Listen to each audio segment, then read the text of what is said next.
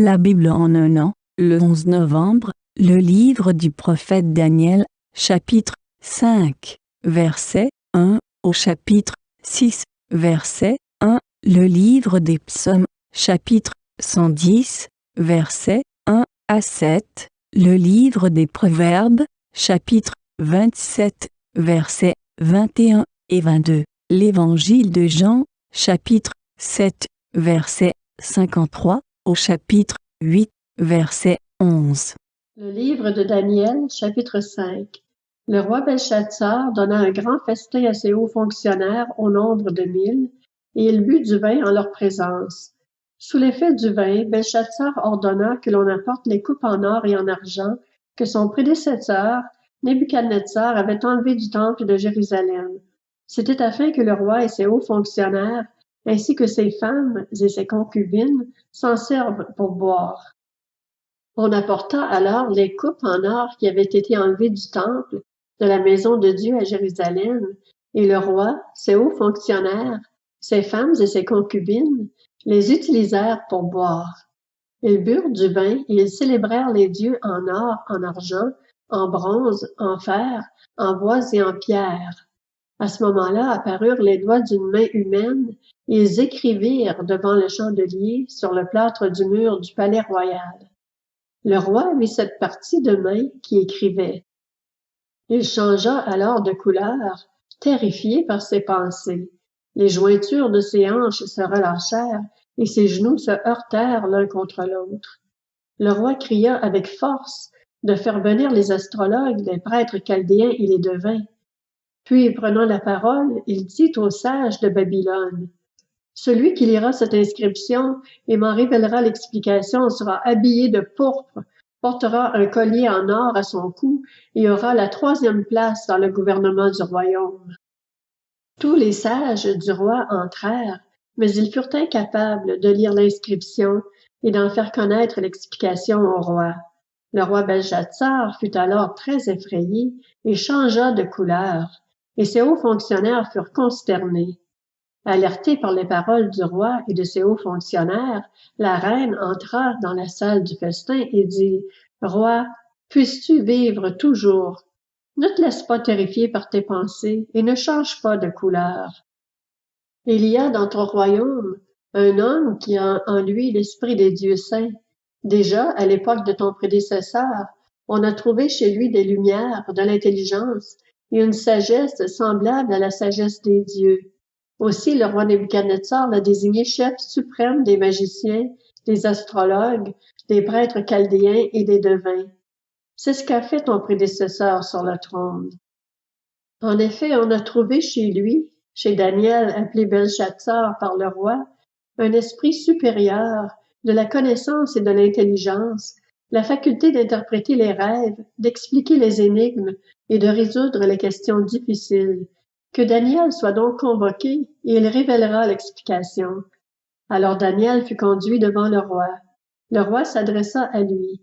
Es-tu Daniel, l'un des exilés de Juda, que mon prédécesseur sur le trône a fait venir de Juda? J'ai appris à ton sujet que tu as en toi l'esprit des dieux et qu'on trouve chez toi des lumières, de l'intelligence et une sagesse extraordinaires. On vient d'amener devant moi les sages et les astrologues, afin qu'ils lisent cette inscription et m'en fassent connaître l'explication, mais ils n'ont pas été capables de révéler l'explication des mots. J'ai appris que tu peux donner des explications et résoudre des questions difficiles. Maintenant, si tu peux lire cette inscription et m'en faire connaître l'explication, tu seras habillé de pourpre, tu porteras un collier en or à ton cou, et tu auras la 3e place dans le gouvernement du royaume. Daniel répondit devant le roi: « Garde tes dons pour toi et accorde ta récompense à un autre. Je lirai néanmoins l'inscription au roi et je lui en ferai connaître l'explication. » Roi, le Dieu Très-Haut avait donné à ton prédécesseur Nebuchadnezzar la royauté, la grandeur, la gloire et la majesté. À cause de la grandeur qu'il lui avait donnée, tous les peuples, les nations, les hommes de toute langue tremblaient et avaient peur devant lui. Le roi faisait mourir ceux qu'il voulait et laissait la vie à ceux qu'il voulait. Il donnait une position élevée à ceux qu'il voulait et abaissait ceux qu'il voulait. Cependant, lorsque son cœur s'est rempli d'orgueil et que son esprit s'est obstiné jusqu'à l'arrogance, il a été précipité de son trône royal et dépouillé de sa gloire. Il a été chassé du milieu des hommes, son cœur est devenu semblable à celui des bêtes, et il a habité avec les ânes sauvages. On lui a donné de l'herbe à manger comme au bœuf, et son corps a été trempé de la rosée du ciel, et ce, jusqu'à ce qu'il reconnaisse que le Dieu très haut domine sur toute royauté humaine et la donne à qui il le désire. Et toi, Belshazzar, son successeur, tu n'as pas humilié ton cœur alors que tu savais tout cela. C'est contre le Seigneur du ciel que tu t'es dressé. Tu as fait apporter devant toi les coupes de son temple, et vous les avez utilisées pour boire du vin, toi et tes hauts fonctionnaires, ainsi que tes femmes et tes concubines. Tu as célébré les dieux en argent, en or, en bronze, en fer, en bois et en pierre, qui ne voient pas, qui n'entendent pas et qui ne savent rien. Et tu n'as pas donné gloire au Dieu qui tient dans sa main ton souffle et tous tes chemins. C'est pourquoi il a envoyé cette partie de main qui a tracé cette inscription. Voici l'inscription qui a été tracée. Comptez, comptez, pesez et divisez. Et voici l'explication de ces mots. Comptez. Dieu a fait les comptes de ton règne et y a mis fin. Peser. Tu as été pesé dans la balance et tu as été trouvé léger. Diviser. Ton royaume sera divisé et donné aux Mèdes et aux Perses. Aussitôt, Belshazzar ordonna qu'on habille Daniel de pourpre, qu'on lui mette au cou un collier en or et qu'on proclame qu'il aurait la 3e place dans le gouvernement du royaume. La même nuit, Belshazzar, le roi des Babyloniens, fut tué. Le livre de Daniel, chapitre 6. Darius le Mède s'empara du royaume à l'âge de 62 ans. Le livre des psaumes, chapitre 110. Psaume de David.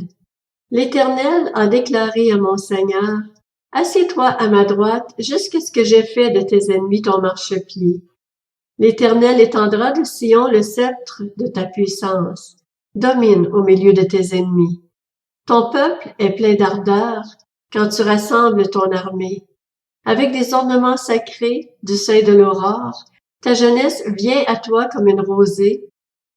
L'Éternel l'a juré et il ne se rétractera pas. Tu es prêtre pour toujours, à la manière de Melchisédek. Le Seigneur est à ta droite, il écrase des rois le jour de sa colère. Il exerce la justice parmi les nations. Tout est rempli de cadavres. Il écrase des chefs sur tout le territoire. Il boit au torrent pendant la marche, c'est pourquoi il relève la tête. Le livre des Proverbes, chapitre 27. On juge la qualité de l'argent à l'aide du creuset et celle de l'or à l'aide du fourneau, mais celle d'un homme d'après le bien que les autres disent de lui. Même si tu broyais le fou dans un mortier, au milieu des grains avec le pilon, sa folie ne se séparerait pas de lui. L'Évangile de Jean, chapitre 7. Puis, chacun rentra chez soi. L'Évangile de Jean, chapitre 8. Jésus se rendit au mont des Oliviers. Mais dès le matin, il revint dans le temple et tout le peuple s'approcha de lui. Il s'assit et se mit à les enseigner. Alors, les spécialistes de la loi et les pharisiens amenèrent une femme surprise en train de commettre un adultère. Ils la placèrent au milieu de la foule et dirent à Jésus, « Maître, cette femme a été surprise en flagrant délit d'adultère. Moïse, dans la loi, nous a ordonné de lapider de telles femmes. Et toi, que dis-tu? » Il disait cela pour lui tendre un piège afin de pouvoir l'accuser. Mais Jésus se baissa et se mit à écrire avec le doigt sur le sol. Comme il continuait à l'interroger, il se redressa et leur dit, « Que celui d'entre vous qui est sans péché jette le premier la pierre contre elle. » Puis il se baissa de nouveau et se remit à écrire sur le sol. Quand ils entendirent cela, accusés par leur conscience, ils se retirèrent un, à commencer par les plus âgés et jusqu'au dernier. Jésus resta seul avec la femme qui était là au milieu. Alors il se redressa, et ne voyant plus qu'elle, il lui dit, « Femme, où sont ceux qui t'accusaient? Personne ne t'a donc condamné? » Elle répondit, « Personne, Seigneur. » Jésus lui dit, moi non plus je ne te condamne pas. Vas-y, et désormais ne pêche plus.